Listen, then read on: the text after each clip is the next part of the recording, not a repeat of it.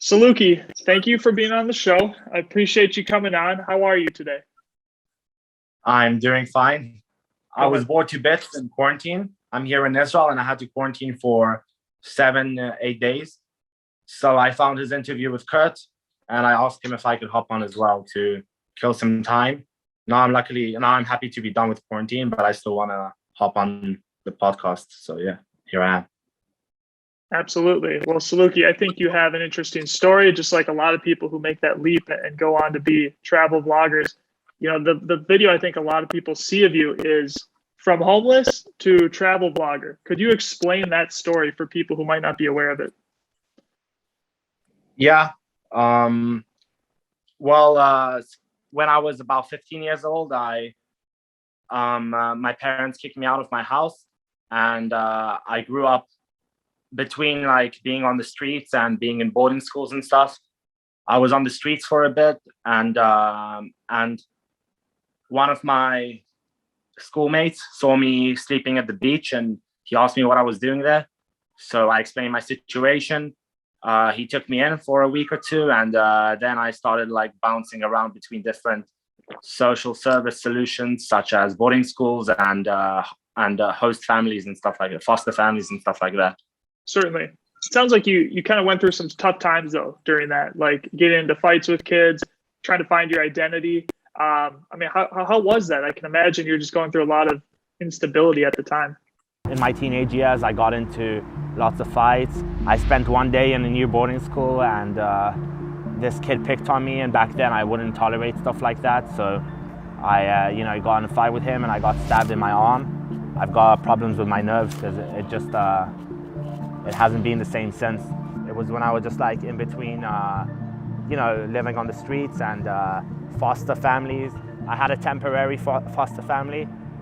I never was proper adopted by a family, but basically I was adopted by a boarding school.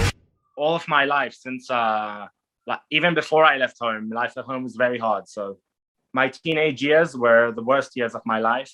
When I was first put in boarding school in the boarding school system, I went to a Jewish boarding school, to a religious boarding school, and I didn't quite fit in because obviously I'm not religious. The only reason I went there is because I wanted to stay in the city where I was in my hometown, because it was familiar and all. And after half a year in that boarding school, I got kicked out. And when you get kicked out of a boarding school mid-year in Israel, you can't apply for proper good boarding schools. You go to the ones for young criminals and for people that have been in mental institutions and stuff. So that's where I found myself at 15 years old. I found myself in a boarding school with all sorts of like the worst kind of teenagers that you could imagine. I mean, drug dealers and people from the Israeli mafia families. That was the environment I grew up in. And because this was the demographic in the boarding school, then it was a very, very strict place, very prison-esque.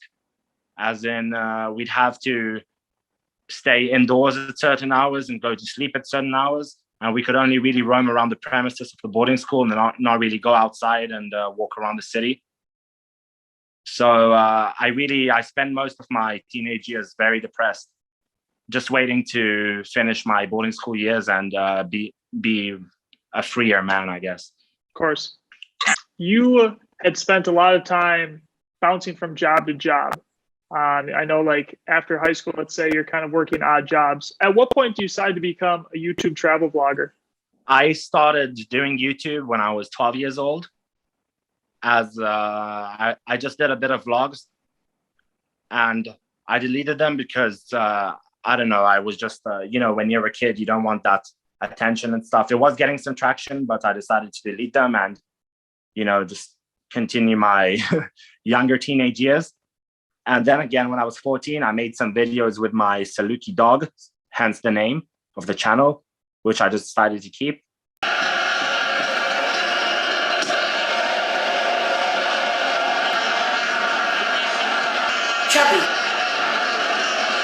Chubby Alonso.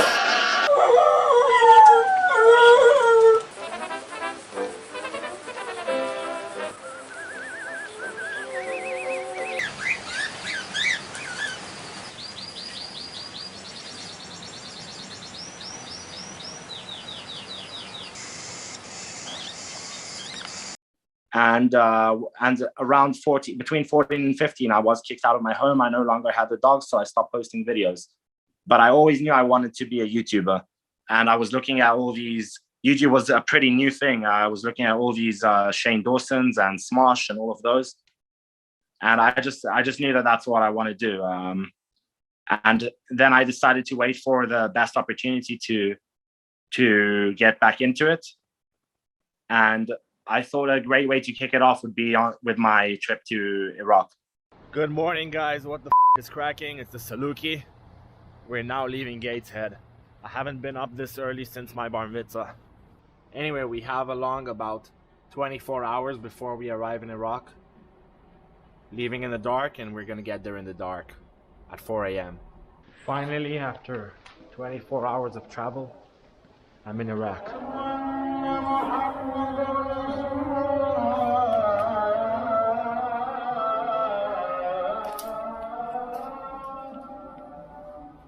Good morning from Iraq. To Iraqi Kurdistan as an Israeli Jew, because that was something that had never been done before. I'd never seen anything like it. And I wanted to come in with a bang, like come back in. So essentially, to answer your question, I always knew I wanted to do YouTube. Certainly. When did you go to Iraq? That was in this year or 2020? That was in 2020. Yeah, that was in 2020. Okay. How were you able to get into that country with, COVID going on and everything like that? COVID does restrict travel, but I'd say it more restricts your options, limits your options. I really do hope I pass that COVID test so I can enter Iraq, because I've got every other imaginable disease. We'll find out soon. Then actually restricts the ability to travel. Iraq opened up for travel during the pandemic. And once the country is open, you can basically go. If you're asking how I went in as an Israeli, then I went in on a second passport. I have a Romanian passport as well. Ethnically, I'm half Eastern European, half Iraqi Jewish. So I managed to get an ancestral passport. What's Iraq like during COVID-19? Are people interacting with each other? Are the streets pretty quiet, or what's that like? No, the streets were rambunctious.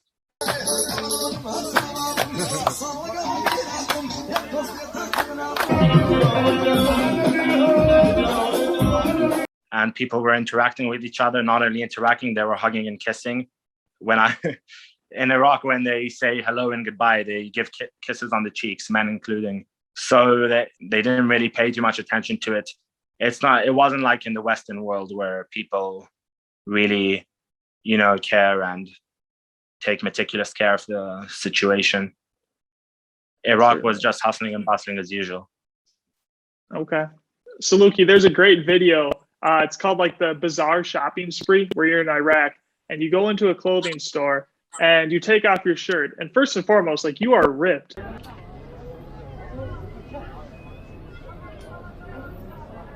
Like, you're in great shape. How are you able to do that when you're traveling? I don't know. It's just, I've been working out since I'm like 16. And since I was in boarding schools and stuff, I couldn't go to a proper gym. So I've just been working out calisthenics, street workouts.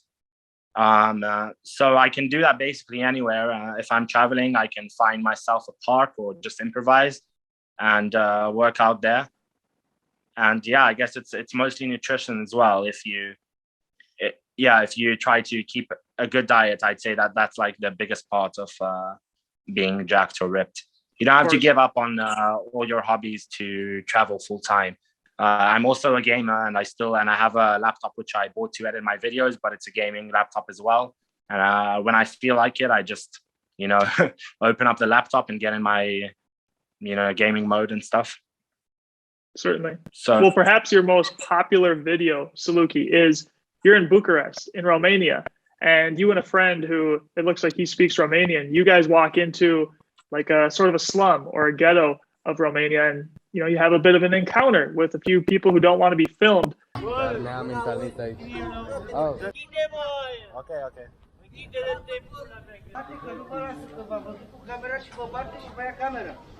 They're gonna hit us if we keep Sunt foarte răi și îți dă vreun cuțit? That video did really well. Could you talk about perhaps like how were your emotions during that time where you're in a little bit of a sketchy area and all of a sudden they're not too happy about it? What were some of your emotions going through that, meeting the guy that you guys talked about and kind of hearing his story about what life is like in that ghetto? So I was afraid during my videos. Some of them, in that video I wasn't, because I don't know, it just I didn't really, I felt like they were bluffing a bit and overplaying it. I mean, yeah, in retrospect, when I saw the subtitles and saw what they were actually saying, they were saying things like bring them here, and they might have wanted to rob or even get rid of us. But at that moment in time, I didn't feel very intimidated by them. And I knew that once you've got a local showing you around, everything is going to be fine. So there was one friendly dude, Manol, respect to him. Like all the comments on our video are flooded with respect to Manol and stuff. But yeah, Manol was this friendly gypsy dude. I knew he was an addict, and he asked for money for his habit, for his drug habit.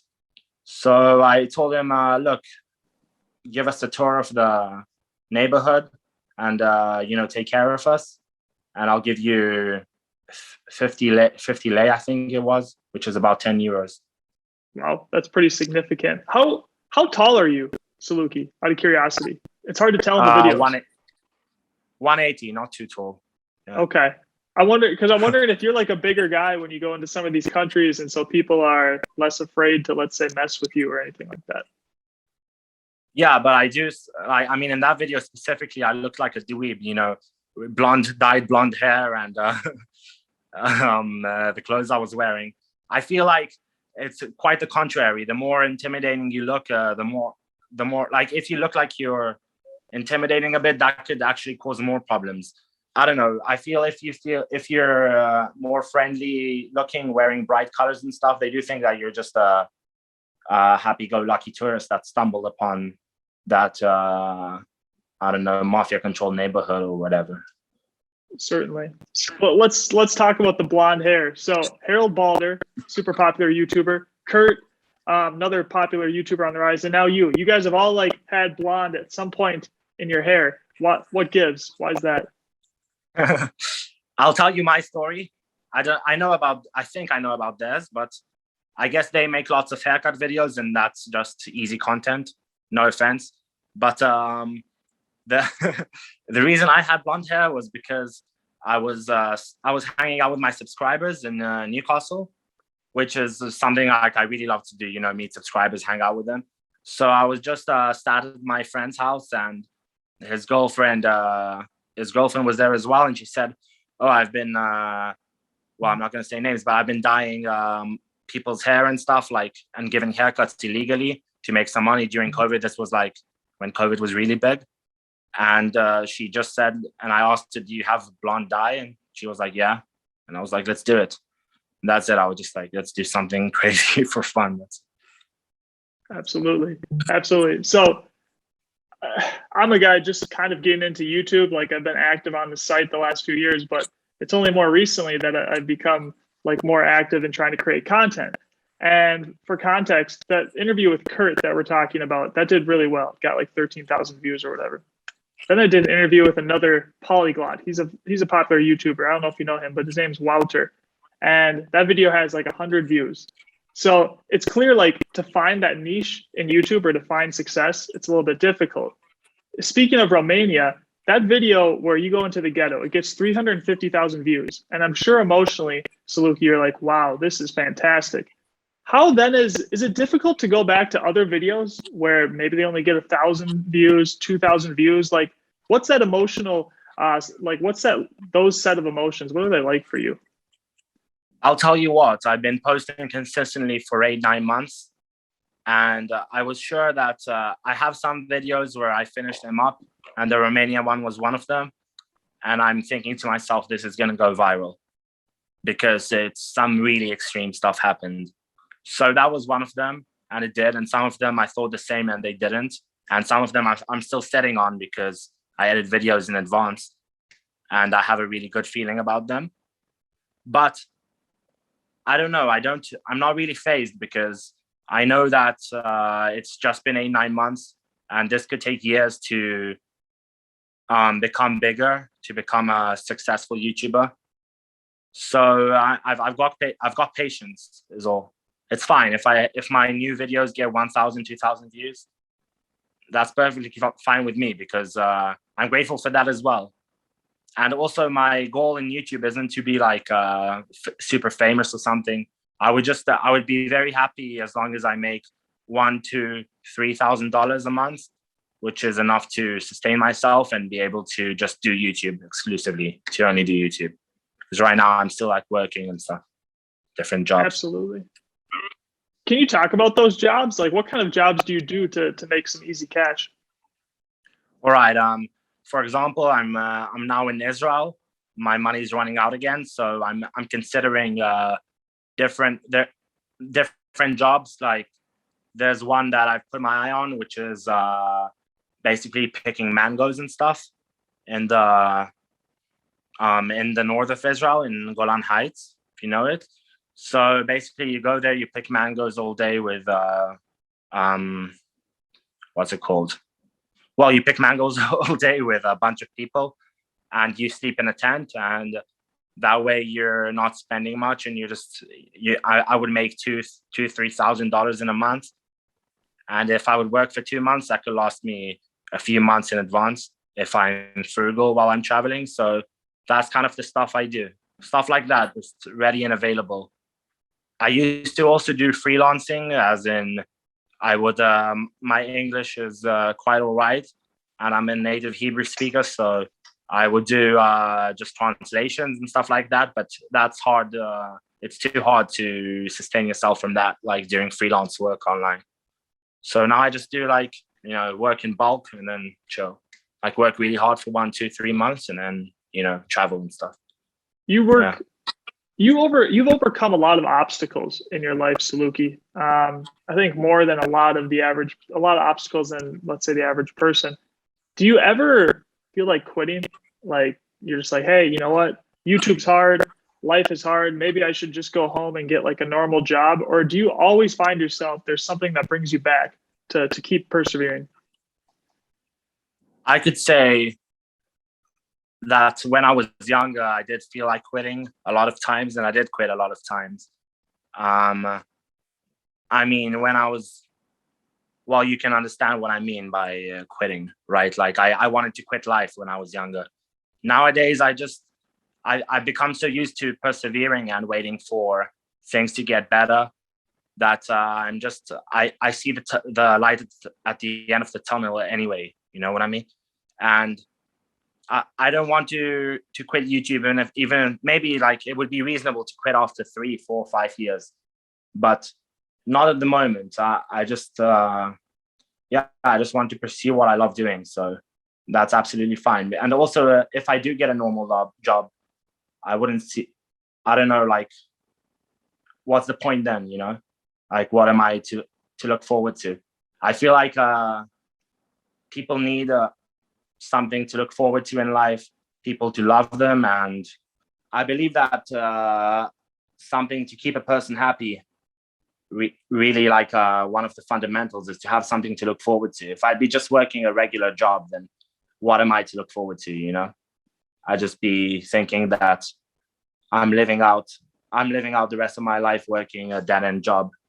Completely agree. In the next couple of years, are there any spots throughout the entire world that you really want to go to? Like maybe some people think, oh, I want to go to the Eiffel Tower in Paris, but like, is there any place where maybe it's not as well known and you're like, I want to go here and make a video about this? Definitely. There's Venezuela. So actually, until now, I didn't reveal on my channel that I speak Spanish. I've only revealed the English, Hebrew, and Russian, but I made a video in Palestine this week, which is going to go on my channel in a bit. I don't know when this goes up, but it's going to take a while. But I encountered some Venezuelan dude, and we had a long conversation in Spanish. Anyway, I really want to go to that country because it's rarely explored by foreigners. Yeah, I'd say that's on the top of my bucket list. I haven't been to the Americas at all, actually. No Canada, no America, no South and Central America. But that's definitely where I want to start when I do go there. Absolutely. My last question then, Salukie, a piece of advice for an upcoming travel vlogger or anyone who wants to break out of their normal routine and try something new in life.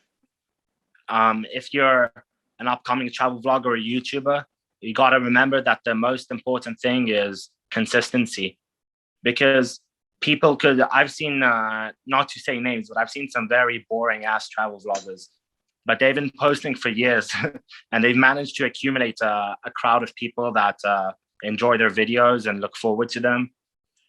So I really do think that the most important thing is to post weekly or twice a week if you've got the time, and yeah, just keep at it.